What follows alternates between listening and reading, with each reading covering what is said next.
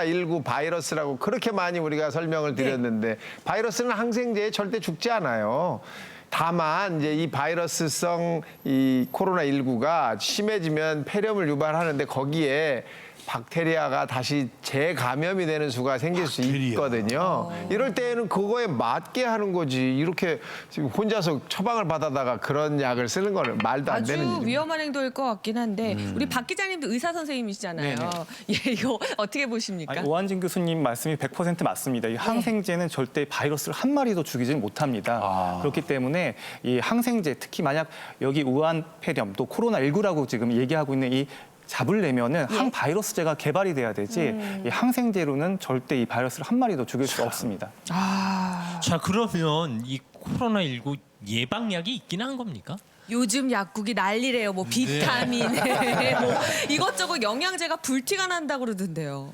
아직까지 코로나19를 예방할 수 있는 예방약은 없습니다. 그래서 먼저 거기에 대해서 여러 가지가 있잖아요. 뭐 비타민 C를 많이 먹으면 된다, 무슨 뭐 허브티를 마시면 된다, 여러 가지가 있거든요. 그런데 이런 것들이 뭐 마스크 2겹씩 쓰는 분들도 있고 이런 것들이 전혀 아직까지 근거가 없는 거기 때문에 거기에 너무 이렇게 흔들리지 않으시는 게 좋습니다. 아니죠. 우리 이용식 선생님도 저한테 전화하셔가지고 뭐 나 코로나19 안 걸리게 좀 어떻게 해보라고 예방하냐고. 주치니까. 네. 뭐 일단 상식선에서 생각하시는 게 그렇죠. 좋겠습니다. 근데 사실 제가 그런 문자를 받은 게 있어요. 이 우한 연구소에 파견된 미국 친구가 보내준 거다 하면서 코로나19 예방법으로 따뜻한 물을 마셔야 된다. 또 뭐 특정 상표에 가글을 하면 좋다.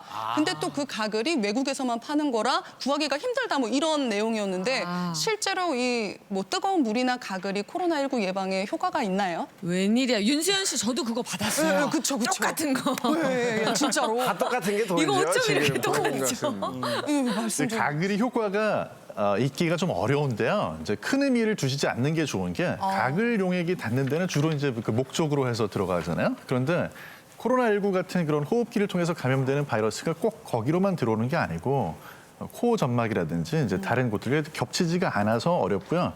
여기에 대해서는 워낙 가짜 뉴스가 도니까 미국의 존스 홉킨스 의대에서도 실제로 거기에 대해서 홈페이지에 공지문을 내놨어요.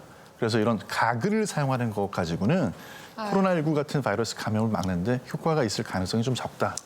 이렇게 얘기하고 그리고 있습니다. 이 코 뒤로 공간이 굉장히 크고 높아요. 그래서 우리가 가글 하는 것으로 그 코 뒷부분에 움푹 들어가서 큰 공간에는 절대 닿지를 않기 때문에 아무리 가글을 하셔도 지금 말씀하신 대로 코 속에 있는 그 점막은 막을 방법이 없습니다. 네, 물론 개인 위생에는 도움이 되겠습니다만 그렇죠. 또 특정 제품을 강조한 가짜 뉴스는 일단 의심부터 하시는 게 위험합니다. 좋겠습니다. 네. 그럼 저도 선생님 질문 있는데요. 네.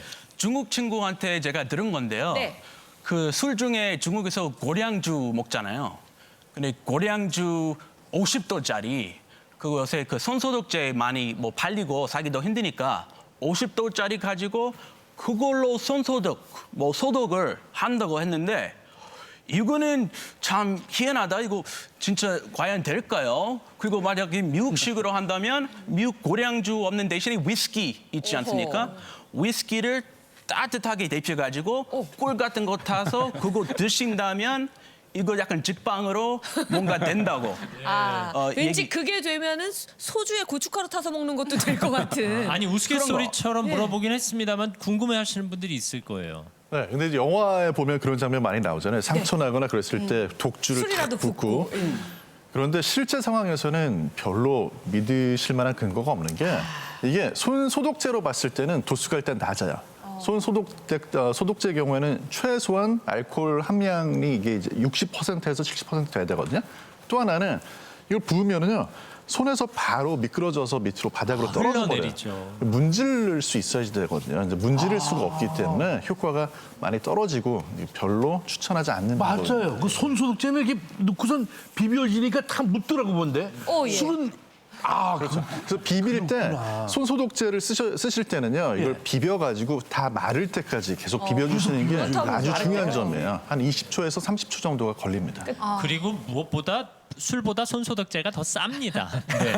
하지만 뭐 요즘 구하기가 힘들다 보니 그럼 집에서 대용으로 쓸 수 있을 만한 게 좀 있을까요? 대용으로 쓸만한 게 별로 없죠. 네. 집에서는 사실은 손 소독하는 데는 비누로 닦는 것이 가장 좋은 거고요. 물에 비누도 접근이 좀 가능하죠. 거품을 그렇죠. 많이 내서 충분히. 네, 그 닦는 방법은 잘 아실 텐데 이걸 30초 정도 문지르려면 생일 축하합니다를 2번 부르시면 된답니다. 생일 축하 노래를 그 노래를 2번 하면 딱 30초 정도가 지난대요. 그러니까 손을 닦으실 때 그 노래를 하시면서 2번 정도.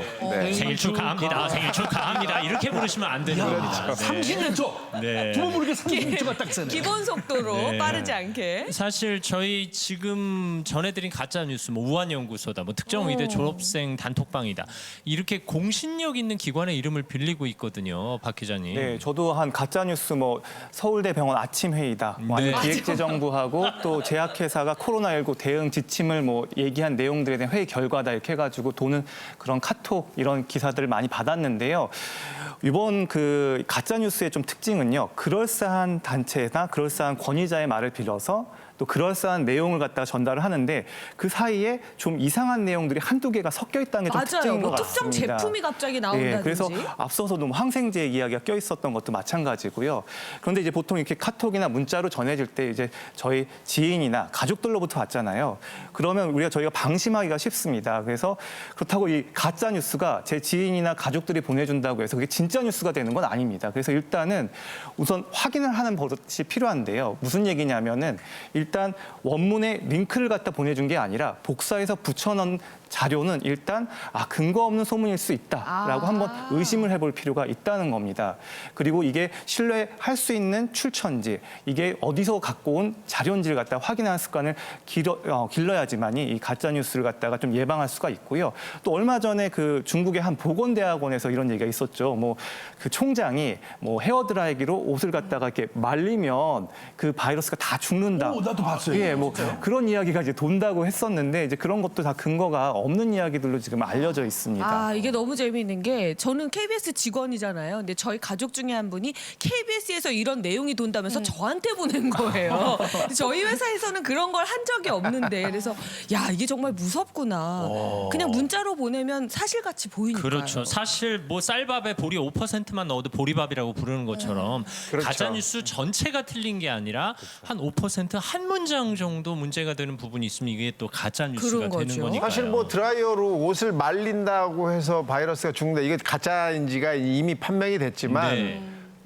이런 섬유 직물이라든지 옷에 바이러스가 묻으면 그냥 둬도 한 4시간 정도 지나면 다 죽는 걸로 돼 있거든요, 바이러스가. 근데 그걸 뭐 말릴 이유가 없죠. 그리고 말려야 할 이유도 없고 여러분이 집에 가서 그걸 말리고 있을 시간이 어디 있습니까? 지금 조심하셔야지. 헤어드라이어는 머리를 말리기 위한 것이다. 특정 용도에 집중해 주셨으면 좋겠습니다. 오늘 박 기자님이 아주 예리한 말씀을 네. 착 해주시니까 머리 쏙쏙 들어가는데 확진자가 다녀간 시설 있잖아요. 네. 전 그게 궁금하더라고. 그러면 거기를 언제까지 나는 가지 말아야 되는지 아니면 갔다 온 다음에 확진자가 다녀간 데는 어떻게 관리가 되는지 이거 정말 궁금하더라고요. 특히 자영업체인 경우는 어려움을 많이 겪고 그렇죠. 계실 텐데요. 사실 그분들의 잘못이 아니잖아요. 다녀가신 거니까. 그러니까 진짜 억울하게 지금 낙인 효과가 이제 맞습니다. 발생을 하는 건데요. 사실 확진자의 동선, 머문 장소를 이제 보건 당국이, 방역 당국이 공개하는 것은 이미 거긴 소독 조치, 이 방역 조치가 다 완료가 된 곳이기 때문에 네. 그 어느 장소보다 사실은 안전한 장소라고 생각하시는 게 정확한 판단입니다. 오히려 예, 사실 그러면 왜 확진자가 다녀간 동선을 왜 공개를 하느냐? 이거는 이제 감염병법에 의해서 공개를 할 수밖에 없는 건데요. 법에. 그 이유는 지금 현재 그곳이 위험해서 공개를 하는 게 아니라요. 그 확진자가 다녀간 그 특정 과거의 시간에 바이러스가 그 공간에 노출됐기 때문에 접촉자를 찾기 예, 위한 접촉자를 거죠. 찾기 위한 지금이 아니라 오히려 그때. 과거에 위험했던 그 시기를 알리기 위한 겁니다. 그리고 그 장소는 바로 공개가 되기 전에 소독 조치가 이미 이루어지기 때문에요. 이제 그 공간의 바닥 청소부터 해서 표면을 갖다가 소독을 하게 되면 그 공간에 남아있는 바이러스들은 100% 사멸을 하게 됩니다. 그러니까 지금 뭐 지역사회 감염 얘기가 다 나오고 있지만 오히려 동선이 공개된 장소야말로 더 안전한 장소라고 보는 게 정확한 오히려 정부 판단입니다. 관계자들이 일부러 그 식당을 찾기도 했었는데요. 그분들이 정말 선의의 피해를 보지 않도록 맞아요. 많이 도와주시면 좋겠습니다. 아우 우리 박광식 기자님 저렇게 얘기해 주시니까 속이 다 시원한데 아주 깔끔하시네. 100% 사멸되는 거 맞죠? 네, 맞습니다. 그럼요. 예, 그 믿어야 되겠네요. 제가 소독용액으로 하면 죄송한데 질문 네. 하나 여쭤보자면 그 아까 그 소독한다고 했잖아요. 소독한다면 안전하다 들어가도 됐는데 신체에서 그 이미 확진자인데 이거 만졌다, 뭐 침 뱉었다. 근데 그거 모르고 갔어요. 그럼 여기서 이 바이러스가 얼마 동안 살고 있는지 오 박사님 대답을 좀. 보통 이제